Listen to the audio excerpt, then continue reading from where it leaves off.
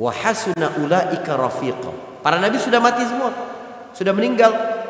Tapi Allah bilang mereka adalah sahabat yang terbaik, teman bersama terbaik.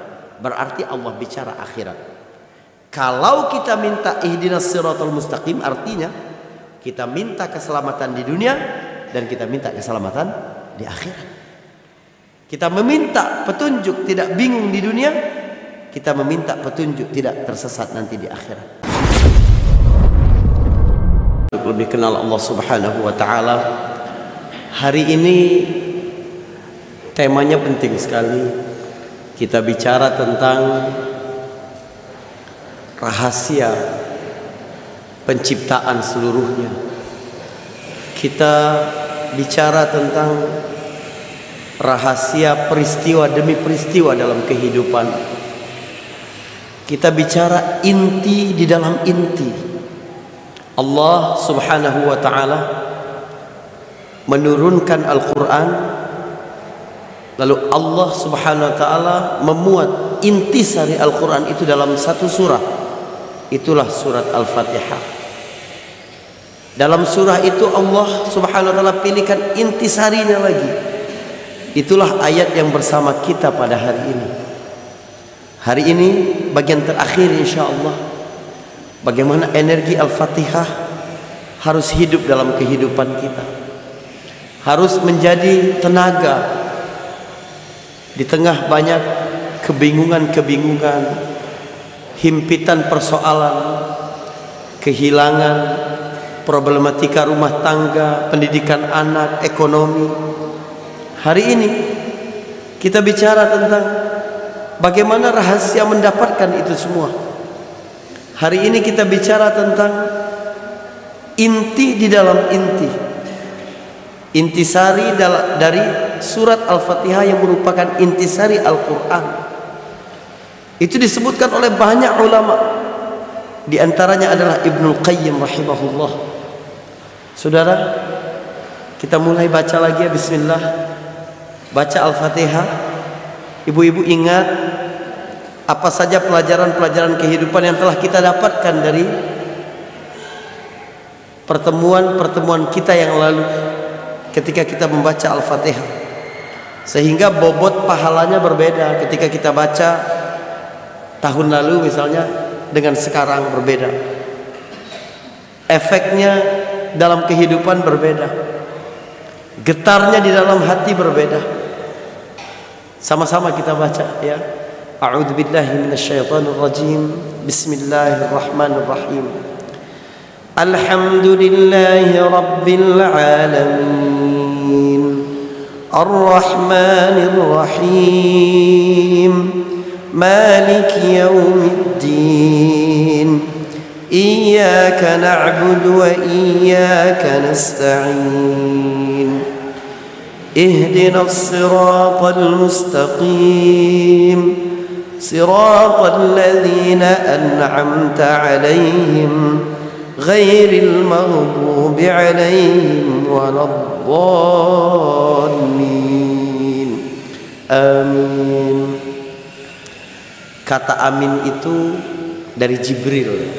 Ketika dia bacakan bahwa Al-Fatihah itu di akhir dia membaca amin. Jadi dia bukan dari firman Allah, tapi dari kata yang diucapkan Jibril ketika membawa turun surat Al-Fatihah ini.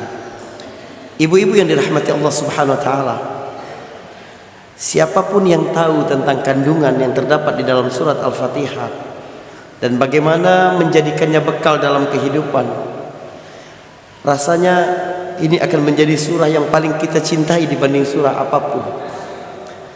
Kita telah berbicara tentang rububiyah Allah.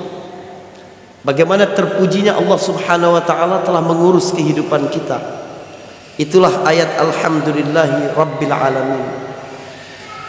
Kita telah berbicara tentang Rahman dan Rahimnya Allah. Bentuk kasih sayang Allah yang paling utama itu adalah sifat rahmatnya. Inna rahmati wasi'at kulla syai'. Sesungguhnya rahmatku meliputi segala sesuatu.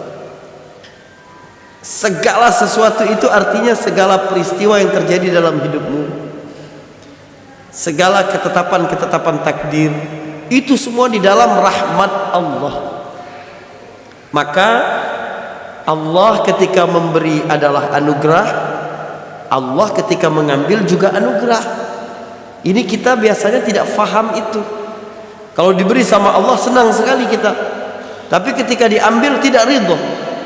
Padahal Allah yang memberi adalah Allah yang sama dengan yang mengambil, yang memiliki sifat Rahman, yang memiliki sifat Rahim. Kok bisa Ustaz? Kalau diberi bentuk rahmat Allah, bentuk anugerah Allah, kami faham. Tapi ketika Allah mengambil, di mana anugerahnya? Di mana? Perhatikan. Walillahil matsalul a'la. Allah punya perumpamaan yang jauh lebih tinggi daripada makhluk manapun. Laisa kamitslihi syai'. Allah tidak mirip dengan apapun. Tapi supaya mudah ibu-ibu faham. Ibu-ibu lihat, ini perumpamaan. Ibu-ibu lihat anak, jangankan anak ibu sendiri, anak orang lain pun, ponakan atau anak sahabat, tiba-tiba sedang bermain pisau, anak kecil, dia asik sekali dapat mainan itu, bagus juga pisaunya, warnanya bagus gitu. Apalagi sekarang pisau-pisau dapur itu kan gagangnya ada yang warna pink, warna ungu, warna apa, keren banget itu ya. Dan warna-warna yang cuma dikenal oleh ibu-ibu ya. Apa yang kita lakukan ketika melihat anak kecil, apalagi anak kita main pisau itu? Kita ambil kan? Nangis anak kita? Nangis. Kenapa kita ambil, Bu? Anaknya lagi senang itu. Kenapa? Bentuk sayang kita kepada anak. Allah punya perumpamaan yang jauh lebih tinggi daripada itu. Allah lebih sayang kepada kita dibanding orang tua kepada anaknya. Ilmu Allah meliputi segala sesuatu. Maka Allah tahu betul mana yang berbahaya bagi kita, mana yang tidak. Tapi kita terkadang seperti anak kecil yang menangis ketika mainan yang berbahaya diambil oleh orang tuanya. Ar-Rahmanur Rahim. Kita telah jelaskan spektrum yang luas dari makna Rahman dan makna Rahim. Lalu kita bicara tentang Malik Yaumiddin. Bagaimana kehidupan ini ada artinya karena ada akhirat. Bagaimana hikmah, nikmat yang luar biasa kita percaya ada akhirat, itu nikmat yang luar biasa. Menghibur kita, membuat kita berada dalam kondisi paling baik, ingin beramal dengan amal yang terbaik, takut untuk berbuat zalim, berbuat perbuatan-perbuatan rendah. Kenapa? Sebab kita percaya ada hari akhirat dan kita tidak bisa mengelak, tidak bisa beralasan, sebab di sana ada Malik Yaumiddin. Ini penanaman akidah semua.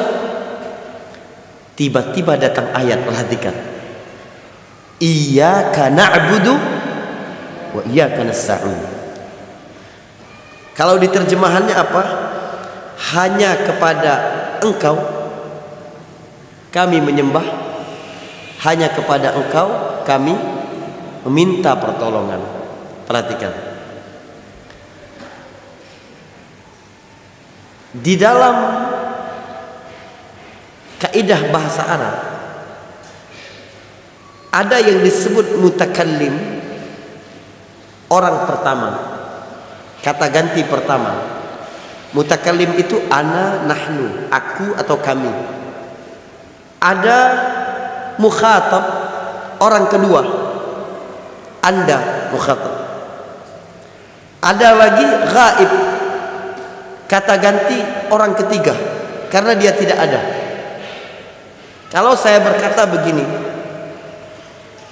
saya memberi uang kepada Mahmud. Kalau saya bercerita begitu, Mahmud menjadi orang ketiga. Artinya Mahmudnya ada di sini apa tidak? Tidak ada. Kalau dia sedang berbicara dengan saya akan bilang, saya sudah beri uang kepada Anda. Itu engkau. Orang kedua, lawan bicara. ada pada saat kita bicara. Perhatikan ayat-ayat yang sudah kita baca sebelum iyyaka na'budu. Alhamdulillah, segala puji bagi Allah, Tuhan semesta alam. Allah menjadi kata ganti ketiga. Segala puji untuk Dia, Allah pemilik langit dan bumi. Dia itu Maha Rahman dan Maha Rahim. Dia itu penguasa hari kiamat. Harusnya ayat berikutnya masih Dia dong. Harusnya berbunyi Iyyahu na'budu wa iyyahu nasta'in. Dia Allah yang terpuji, yang mengurus alam kehidupan. Dia yang Maha Pengasih dan Maha Penyayang. Dia yang menguasai hari pembalasan. Hanya kepada Dia kami menyembah. Hanya kepada Dia kami memohon pertolongan. Tapi ini tidak dipalingkan bahasanya oleh Allah. Dari sebelumnya Allah sebagai kata ganti ketiga, gaib, tidak hadir, sekarang seolah-olah di depan kita. Sebab ketika manusia sudah sampai kepada rasa bagaimana Allah hadir dalam kehidupannya, mengurus masalahnya, membantunya dalam kerumitan-kerumitan hidup, kemana-mana dia merasakan Rahman dan Rahimnya Allah, maka dia seolah-olah Allah selalu ada di depan dirinya. Maka keluarlah satu statement seolah-olah dia sedang berhadap-hadapan dengan Allah dan berkata, Iyyaka na'budu wa iyyaka nasta'in. Ayat ini besar sekali, agung sekali. Apa yang Anda rasakan ketika Anda sedang berada di dalam salat, sudah bertakbir, berusaha melupakan segala masalah-masalah di luar, engkau sedang bermunajat kepada Allah Subhanahu wa ta'ala, lalu engkau memujinya, lalu engkau menyebutkan keagungannya, engkau menyebutkan sifat-sifatnya, lalu engkau berkata dengan satu statement, satu pernyataan yang sangat kuat dari dalam dirimu terpancar, Allah, hanya kepadamu loh aku ini tunduk, sepenuh-penuhnya tunduk itu. Maka hanya kepadamu juga kalau ada masalah, ada kesulitan, aku gak minta kepada yang lain. Subhanallah. Jadi Allah mengalihkan dari yang sebelumnya kata ganti gaib orang ketiga menjadi mukhatab seperti kata ganti kedua. Itu merupakan balaghah atau tingkat sastra yang tinggi dari Al-Quran, sehingga kita dapat merasakan seolah-olah kita sedang berbicara langsung kepada Allah Subhanahu wa ta'ala. Ini pertama. Yang kedua, rahasia bahasa dalam ayat ini adalah objeknya disebut lebih awal. Jadi susunannya bukan SPO tapi OSP. Kalau di ayat ini berbunyi na'buduka wa nasta'inuka, tidak istimewa. Kami menyembah engkau, kami minta pertolongan kepada engkau. Kalau kalimatnya begitu berarti kita juga bisa menyembah benda lain dan minta pertolongan kepada benda lain. Ketika objek didahulukan, maka dia menunjukkan batas. Hanya engkau. Misalnya begini, saya tinggal di Dubai misalnya, lalu saya bilang ke teman saya yang ada di Jakarta, aku bulan depan bakal ke Jakarta, kita ketemuan yuk, aku mau ketemu sama kamu. Berarti saya punya banyak tujuan, ada beberapa agenda ke Jakarta. Salah satunya saya ingin juga jumpa dengan dia. Tapi kalau saya berkata, aku bermaksud ketemu engkau, Aku beli tiket ke Jakarta berarti hanya karena dia. Beda kan? Spesialnya saya ke Jakarta hanya untuk ketemu dia, dengan karena saya ke Jakarta, yuk kita ketemuan. Kepada Allah ketika kita minta pertolongan, kepada Allah ketika kita tunduk, berserah diri, mengabdi, beribadah, tidak boleh ada tercampur sedikit pun ada zat-zat lain yang menyamai atau lebih tinggi daripada Allah Subhanahu wa ta'ala. Ini pernyataan tauhid yang sesungguhnya. Iyyaka na'budu wa iyyaka nasta'in.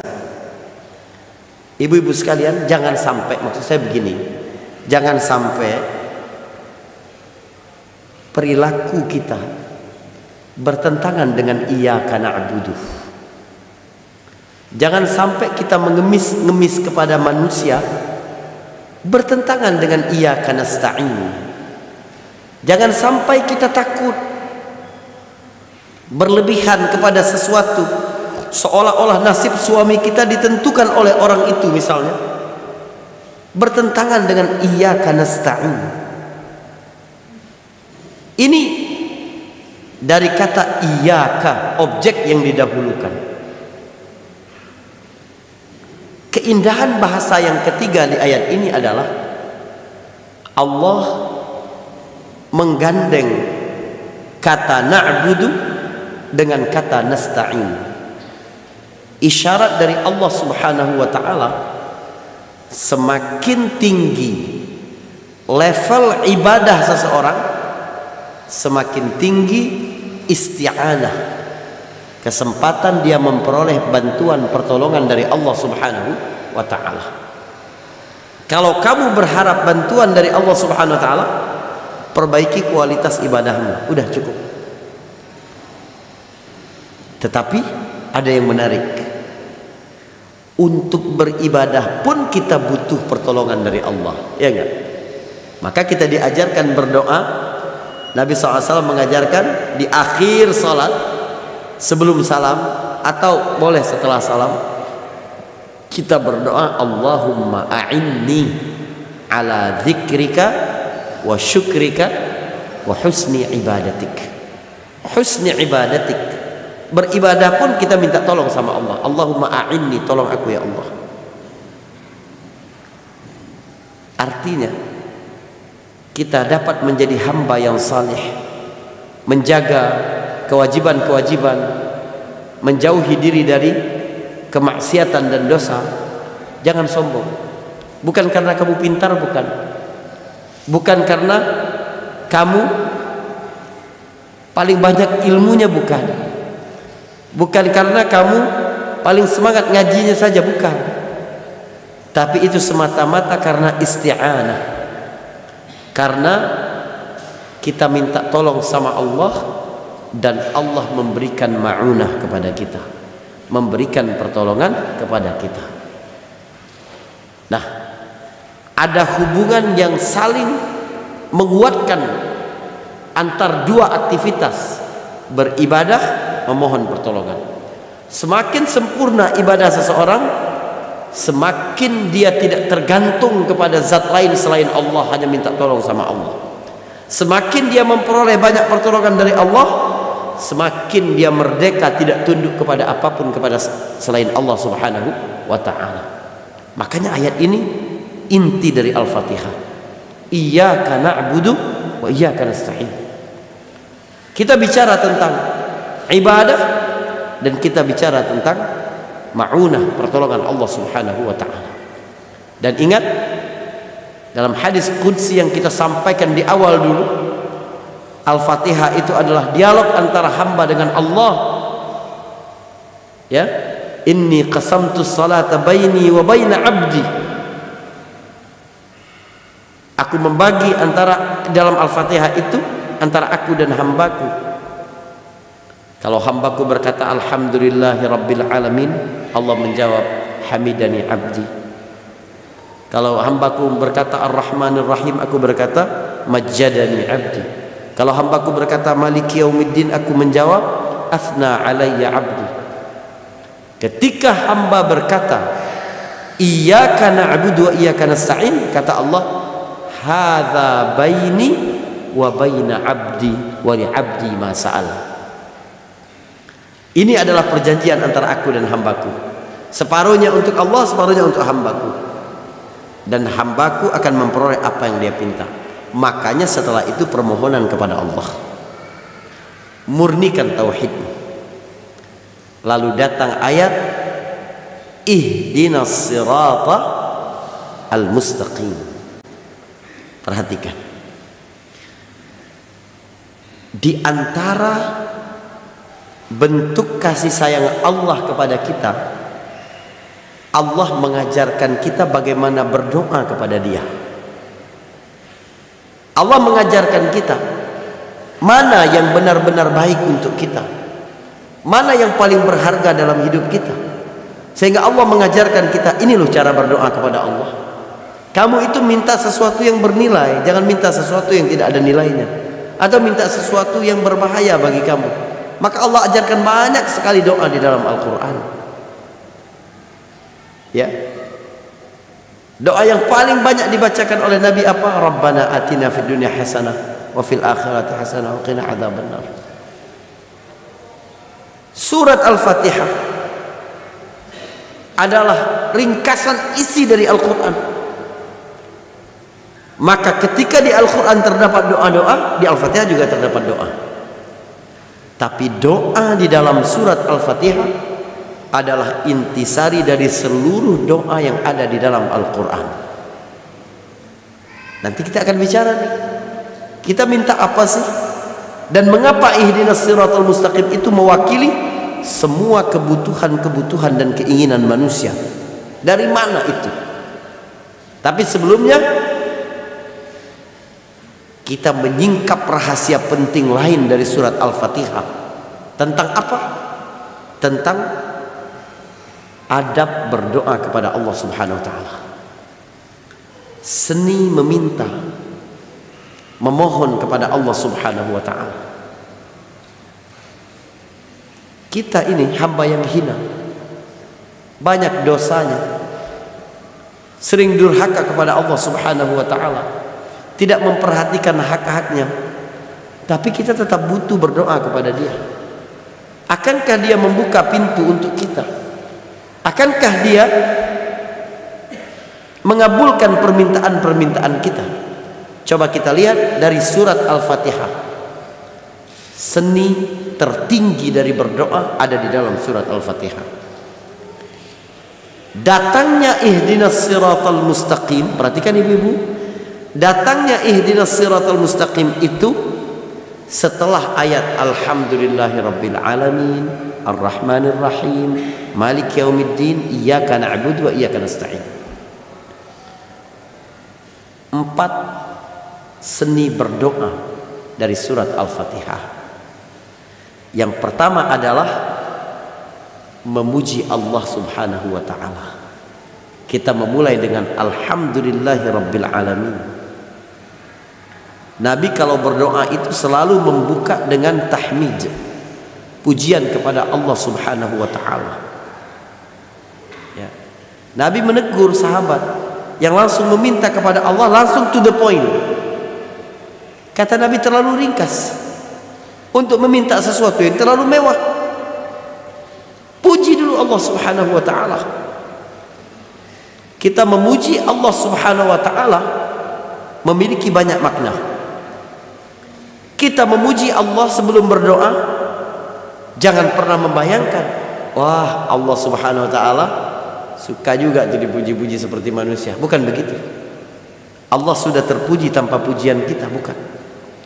Seluruh pujian kita kepada Allah manfaatnya kembali ke dalam diri kita. Kita kan mau meminta sama Allah. Ketika kita meminta sesuatu, maka cakrawala berpikir kita menjadi sempit, seolah-olah kebahagiaan kita tergantung pada sesuatu yang kita minta itu. Maka pertama-tama kita harus berikan satu pernyataan penting kepada Allah dan kepada diri sendiri. apapun yang engkau berikan nanti ya Allah, engkau terpuji. Aku bisa meminta kepadamu sekarang ya Allah, engkau terpuji. Pujian untuk Allah. Kita masih berdoa kepada Allah, itu adalah nikmat yang besar. Maka bagi seorang mukmin tidak begitu penting doanya diijabah dalam bentuk apa, tapi ketika dia masih dapat menyandarkan masalahnya kepada Allah, bermunajat kepada Allah, maka itu adalah anugerah paling besar dalam hidup dia. Alhamdulillah adalah pesan kepada diri kita sendiri. Apapun jawaban dari doa nanti, kita mesti ridho, sebab Allah terpuji ketika Dia memberikan sesuatu seperti yang kita minta atau yang lebih baik daripada yang kita minta. Pertama, seni berdoa memuji Allah Subhanahu wa taala. Yang kedua, memanggilnya dengan asma-asmanya yang tinggi, Asmaul Husna, Ar-Rahmanir Rahim. Datangkan rasa betapa kasih dan sayangnya Allah dalam kehidupan kita. Mintalah kepada Allah dengan nama-namanya yang baik itu. Walillahil asmaul husna fad'uuhu biha. Allah pemilik nama-nama yang sempurna, yang baik. Maka berdoalah kepada Allah dengan nama-nama itu. Perlu kita memiliki pengetahuan tentang fikih Asmaul Husna, karena seni meminta ada pada pengetahuan kita terhadap Al-Asmaul Husna ini. Yang ketiga, agungkan Allah, Malik Yaumiddin.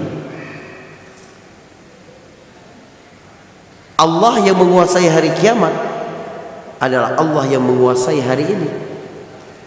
Allah memberikan kebebasan kepada kita. Faman syaa'a falyu'min wa man syaa'a falyakfur. Siapa yang mau beriman silakan, kata Allah. Siapa yang mau kufur silakan. Itu kenapa? Karena Allah ingin kita datang kepada Dia karena cinta, karena patuh, bukan karena terpaksa. Allah nggak mau kita terpaksa. Maka Allah buka jalan, fa'alhamaha fujuraha wa taqwaha. Tapi kalau Allah mau, Allah buat kita semua di dunia ini tunduk semua sama Allah. Tiap waktu masjid ini penuh terus. Ya, tidak ada orang yang minum minuman keras, tidak ada orang yang korupsi, tidak ada orang yang mencuri, tidak ada orang yang durhaka kepada orang tua, tidak ada orang yang ghibah, tidak ada orang yang zina, tidak ada orang yang, Allah bisa begitu. Tapi Allah ingin kita ini memang datang kepada Allah karena rasa cinta di dalam diri kita. Ya, in nasha' nunazzil 'alaihim minas sama'i ayah fazallat a'naquhum laha khadi'in, kata Allah. Kalau kami mau, kami bisa menurunkan satu tanda dari langit langsung yang membuat orang-orang takut. Tengkuk mereka menjadi bersujud kepada Allah, tersungkur sujud. Tapi Allah tidak ingin tengkuk kita, tidak. Allah ingin hati kita. Sehingga kita memiliki kenikmatan ketika kita sujud, ketika kita menghinakan diri kita di depan Allah. Makanya tiang agama itu adalah salat. Dan Allah paling dekat pada seorang hamba dalam salat itu ketika sujud. Kita meletakkan anggota tubuh yang paling mulia, yaitu muka, di tempat yang paling hina, yaitu tempat kaki. Bentuk ta'zim, bagaimana seseorang mengagungkan diri di depan Allah, mengagungkan Allah Subhanahu wa taala. Lalu yang keempat, memperbarui tauhid. Iyyaka na'budu wa iyyaka nasta'in. Komitmen tauhid kita. Allah gak suka kita menjadikan bagi Dia itu ada sekutu. Maka kita murnikan itu dulu. Nabi Yunus alaihissalam dalam kesempitan hidup yang luar biasa, berada di dalam perut ikan yang kemungkinan selamatnya 0%. Tapi apa yang membuat dia keluar dari situ? Memperbarui tauhid. La ilaha illa anta. Itu dulu. Subhanaka inni kuntu minadh dhalimin. Ini keterampilan berdoa. Baru kita minta sama Allah, ihdinas siratal mustaqim. Tunjukkanlah kami jalan yang lurus. Ihdina, berilah kami hidayah. Satu yang paling berharga yang diberikan oleh Allah kepada hambanya adalah hidayah. Sebab ketika Allah memberikan hidayah kepada seseorang, berarti Allah telah memberikan seluruh nikmat yang ada untuk diri dia. Apa kata Allah? Faman tabi'a hudaya fala khaufun alaihim walahum yahzanun, dalam surat Al-Baqarah itu. Siapa yang mengikuti petunjukku, maka dia tidak akan merasa takut, tidak akan merasa sedih. Allah memberi tameng akan rasa takut di dalam diri menghadapi masa depan, atau rasa sedih karena luput dari masa lalu. Manusia itu yang membuat dia tidak bisa menikmati hari ini pasti dua hal itu. Kenapa ya kemarin gak dapat itu? Kenapa kemarin diskon itu gak beli? Kenapa? Kan begitu. Pasti kita berpikir, coba kemarin begini, coba kemarin begitu. Orang yang memperoleh petunjuk Allah Subhanahu wa ta'ala, berjalan di atas aturan-aturan Allah, gak mungkin bersedih, berlarut-larut karena ada sesuatu yang luput di masa lalu. Gak mungkin. Kenapa? Karena dia orang beriman. Dia percaya segala sesuatu sudah ditulis oleh Allah Subhanahu wa ta'ala. Apa kata Allah dalam surat Al-Hadid ayat 20 apa 21 gitu ya? Ma asaba min musibatin fil ardi wala fi anfusikum illa fi kitabim min qabli an nabra'aha inna dzalika 'ala Allah yasir. Tidak ada satupun musibah yang menimpamu, tidak ada satupun musibah di bumi atau yang menimpa dirimu pribadi kecuali sudah dicatat dalam kitab ketentuan Allah sebelumnya, dan itu mudah bagi Allah. Perhatikan ibu-ibu sekalian, kita menyebutnya musibah. Apa arti musibah itu? Ma asabah, tidaklah sesuatu menimpamu. Musibah itu sesuatu yang menimpa.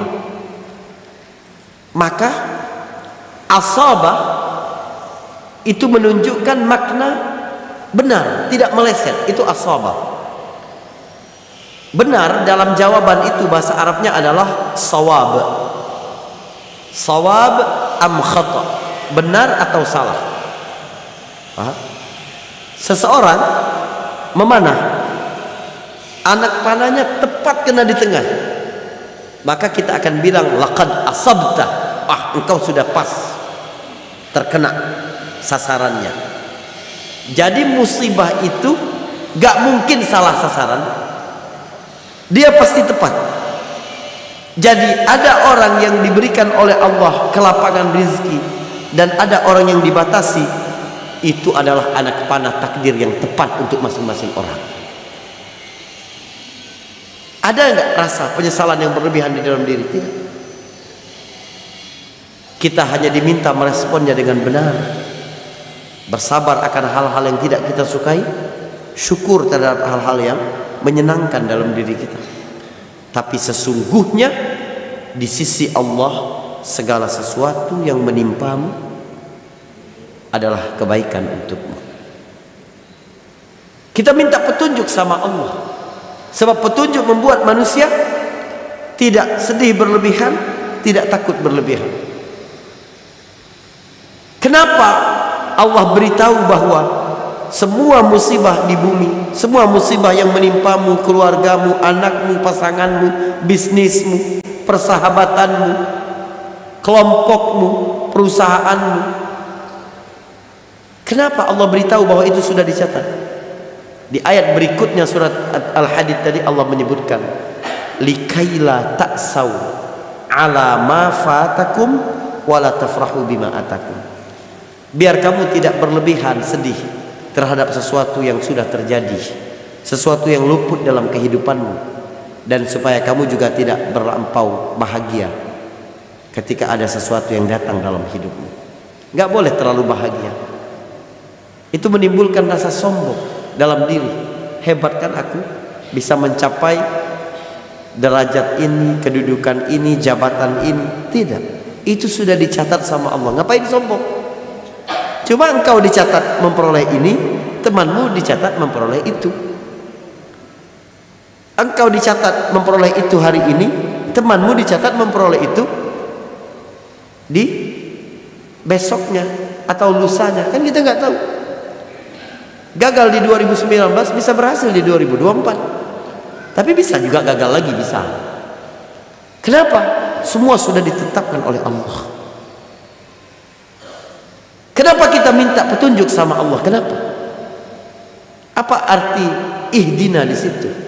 Menurut Syekhul Islam Ibnu Taimiyah rahimahullah, itu bermakna minta taufik, minta ketetapan, minta petunjuk pada banyak pilihan. Subhanallah. Kita ini selalu begitu. Hari ini ada 2 kajian. Di Darussalam ada Ustaz Faris, tapi di masjid ada ini yang mana ya? Gitu. Selalu begitu. Anda masuk toko, beli yang warna hijau Tosca atau hijau tua ya, gitu. Yang paling dekat sama baju yang dibeli minggu lalu apa ya gitu. Padahal kalau minggu lalu udah belanja, idealnya jangan belanja dulu, gitu. Minta petunjuk sama Allah. Memilih belanjaan, apalagi memilih pasangan, memilih calon menantu, memilih pekerjaan, memilih, itu makna ihdinas siratal mustaqim. Sebab segala sesuatu di atas petunjuk Allah pasti berakibat baik bagi diri seorang. Karena itu ayat ini tidak berkata ihdina fis siratil mustaqim, ihdina ila siratil mustaqim, ihdina ala siratil mustaqim. Tunjukkan kami di atas jalan yang lurus, tunjukkan kami di dalam jalan yang lurus, tunjukkan kami kepada jalan yang lurus. Tidak ada kata fi, ila, ala, huruf jar itu dalam bahasa Arab. Kalau antum ngerti bahasa Arab, merasakan keindahan ayat ini. Tapi langsung Allah sebutkan ihdina as-sirat. Kalau Allah sudah berikan petunjuk kepada manusia, manusia tidak mungkin bersedih berlebihan, tidak mungkin takut, khawatir menghadapi masa depan, nggak mungkin. Sebab dia di atas petunjuk Allah. Kata ihdina juga menjadi jaminan bahwa kita tidak mungkin bingung dan tidak mungkin tersesat. Dalam surat Thaha ayat 100-an gitu, Allah berfirman, "Famanittaba'a hudaya fala yadhillu wala yashqa." Siapa yang mengikuti hidayah Allah, maka dia tidak mungkin sesat, tidak mungkin pula sengsara. Lengkap sudah hidup ini. Enggak sedih berlebihan, enggak takut, enggak tersesat, enggak keliru dalam memutuskan, tidak pula mendapat kesusahan dari keputusan-keputusan pilihan-pilihan kita itu. Kenapa? Kita di atas petunjuk Allah Subhanahu wa taala. Yang kita minta berarti yang paling berharga dalam hidup adalah doa yang diminta di dalam Al-Fatihah. Karena Al-Fatihah adalah intisari Al-Quran, maka doa di dalam Al-Fatihah adalah intisari dari doa-doa yang ada dalam Al-Quran. Jangan hanya membaca, pikiran Anda kemana-mana. Setiap sholat, bayangkan Anda sholat fardu saja sehari semalam 17 rakaat, Anda mengulang doa itu dengan kekhusyukan hati, meminta petunjuk kepada Allah, mustahil Allah tidak mengijabah doa kita. Asal makananmu halal, minumanmu halal, makananmu halal, engkau meminta kepada Allah dengan adab-adab tadi, lalu engkau berkata ihdinas siratal mustaqim, Allah akan berikan petunjuk, hidayah kepada engkau. Hidayah ada dua macam. Yang pertama adalah al-ilm wal irsyad. Yang kedua adalah at-taufiq. Yang pertama adalah petunjuk saran. Yang kedua adalah petunjuk taufik. Apa bedanya? Semua orang ini diberikan oleh Allah hidayah. Namanya hidayah irsyad. Allah tunjukkan Muhammad itu nabi. Kalau mau selamat kamu harus bertakwa kepada Allah, dirikan sholat, berpuasalah, bayar zakat. Itu hidayah semua dari Allah. Tapi orang mau ikut apa tidak, itu hidayah yang kedua, hidayah taufik. Ya, apa bedanya? Perhatikan. Saya tanya ke ibu, Bu, dari sini saya ada acara di Rasuna Said. Jalan yang paling cepat ke Rasuna Said itu lewat mana ya? Ibu kasih tahu saya, Ustadz nanti keluar dari masjid, putaran Ustadz balik, gitu. Sebelum gerbang kota wisata ada tol itu Ustadz masuk itu, belok ke kanan. Setelah itu Ustadz gabung ke Jagorawi. Setelah itu begini. Ibu sebutkan ke saya, itu namanya hidayah irsyad. Saya menerima. Tapi di jalan saya bawa mobil, ragu saya, benar nggak ya ibu? Tadi kayaknya nggak meyakinkan deh. Maka saya nggak ikut. Saya terus saja lurus. Saya tidak dapat hidayah taufik tadi. Akibatnya apa? Saya sudah dapat hidayah irsyad, tapi tidak mengikutinya. Nyampe nggak saya ke Rasuna Said? Nggak nyampe. Apa kata Allah tentang kaum Samud di dalam surat Fussilat ayat ke-17? Wa amma Samudu fahadainahum fastahabbul ama 'alal huda fa akhadhathum sa'iqatul 'adzabil huni bima kanu yaksibun. Penduduk Samud kami berikan petunjuk irsyad, tapi mereka lebih memilih kebutaan dibanding petunjuk. Maka mereka disambar oleh petir sehingga menjadi azab yang menghinakan mereka atas apa-apa yang mereka kerjakan. Allah sudah berikan petunjuk semua kepada kita ini. Kita mau ambil apa tidak? Ketika kita berdoa ihdinas siratal mustaqim, kita minta bantuan dari Allah Subhanahu wa taala agar kita diberi kekuatan untuk berjalan di atas jalan petunjuk. Itu hidayah. Baik.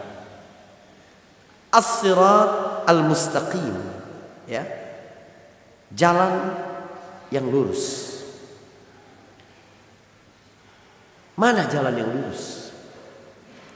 Mustaqim, istiqamah, tidak bengkok, tidak condong kepada kiri dan kepada kanan, tapi benar-benar lurus. Itulah manhaj Allah Subhanahu wa ta'ala. Itu istiqamah. Kita selalu menjaga diri kita berada di atas aturan-aturan syariat. Itu siratul mustaqim. Karena itu inti beragama itu istiqamah. Seorang sahabat datang kepada Nabi dan bertanya, "Qul li fil Islam kalimatan." Ya.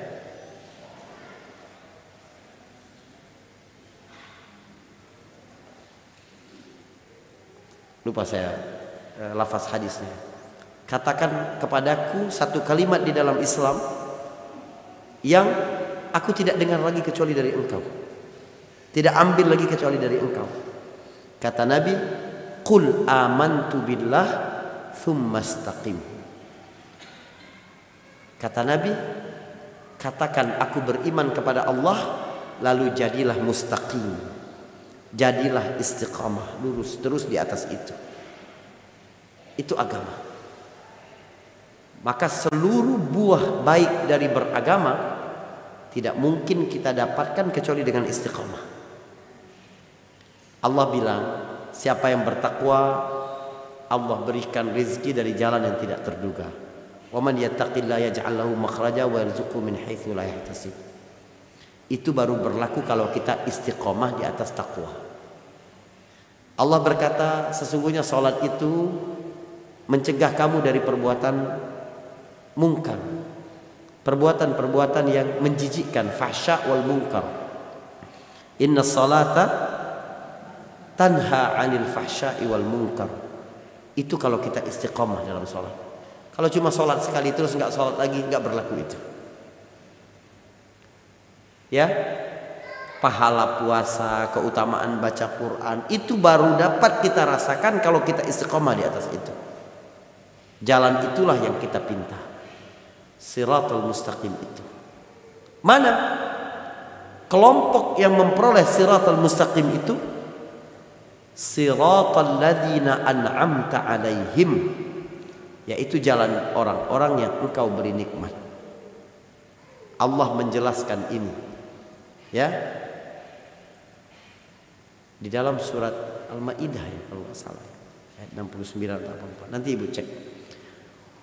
Wa man yuti'illaha war rasul fa ulaika ma'al ladzina an'ama Allahu 'alaihim minan nabiyyin was-siddiqin wasyuhada was-salihin wa hasuna ulaika rafiqa. Siapa yang taat kepada Allah dan Rasul, maka mereka akan bersama orang-orang yang Allah beri nikmat. Siapa? Para nabi, para siddiqin, para syuhada, orang-orang yang saleh. Dan mereka adalah teman yang terbaik nanti di akhirat. Perhatikan ayat ihdinas siratal mustaqim, tunjukkan kami jalan yang lurus, membuat kita bertanya, jalan yang lurus itu apa? Allah jelaskan di ayat berikutnya, siratal ladzina an'amta alaihim, dan seterusnya. Tetapi siapa orang-orang yang Allah beri nikmat itu? Allah baru jelaskannya di surah lain. Paham? Jadi perhatikan, ini ilmu penting, ya, kaidah dalam menuntut ilmu agama.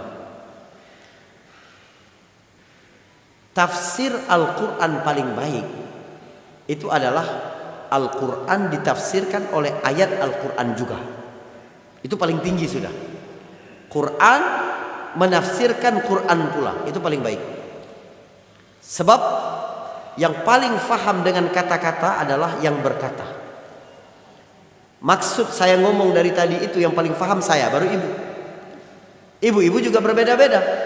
Ada yang lagi main HP, ada yang apa, nggak faham. Atau fahamnya cuma sepotong. Ada yang ngantuk, ada yang apa misalnya. Nggak faham. Yang paling faham siapa? Ceramah saya dari awal tadi yang paling paham siapa? Saya. Iya kan? Yang paling faham dengan Al-Quran siapa?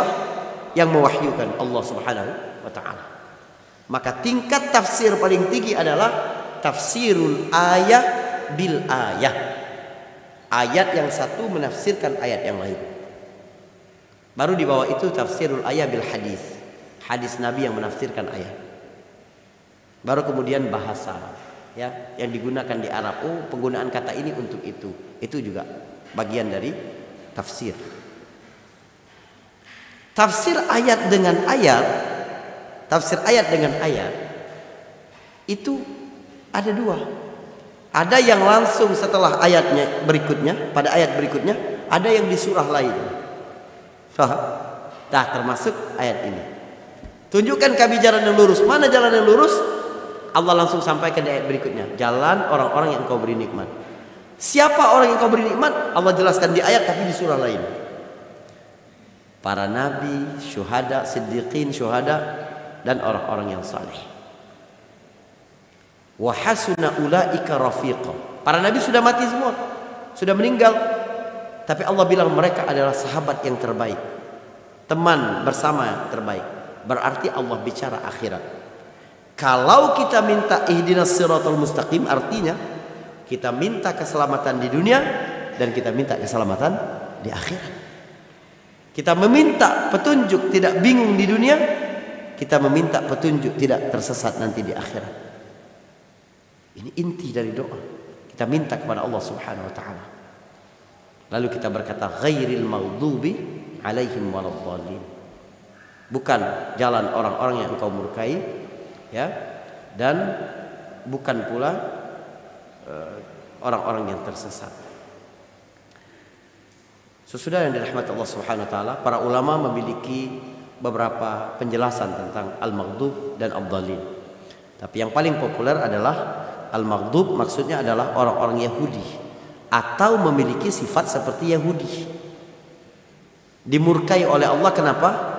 Mereka mengubah ayat, mengubah firman Allah, mengubah ajaran mereka, ajaran agama mereka demi memperoleh kekuasaan, demi memperoleh kepentingan-kepentingan dunia. Dia melakukan itu, maka Allah murka kepada mereka. Adapun ad-dallin adalah orang Nasrani yang tersesat karena ingin mengagungkan, ini dalam pandangan Islam ya, bukan sara, bukan, dalam teologi Islam, menuhankan sesuatu selain Allah Subhanahu wa taala adalah sesat. Al-maghdub untuk Yahudi, ad-dallin untuk orang-orang Nasrani. Ya, karena sudah jauh dari agama. Ada yang sengaja mengubahnya, tapi ada yang karena berlebihan dalam beragama justru membuat mereka tersesat. Artinya siapapun yang mengikuti manhaj seperti Yahudi, seperti Nasrani, maka dia bisa memperoleh ghadab dari Allah, bisa tersesat, ya, berada dalam dhalal, berada dalam kesesatan. Kita meminta kepada Allah agar selalu berada di atas petunjuk, agar nasib kita di dunia bahagia, nasib kita di akhirat juga bahagia. Mungkin ini dulu yang bisa saya sampaikan, ya. Mohon maaf kalau ada salah dalam 3 pertemuan Al-Fatihah itu. Ibu-ibu sekalian, banyak sekali persoalan-persoalan kita di rumah, ya, atau masalah-masalah khas ibu-ibu banget gitu. Tapi installah Al-Fatihah ini dalam kehidupan antum, ya. Biarkan dia bekerja. Jangan hanya kita ngomong terus setiap hari di setiap rakaat sholat kita mengucapkan Al-Fatihah, tapi kita jangankan mengaplikasikannya, paham pun tidak.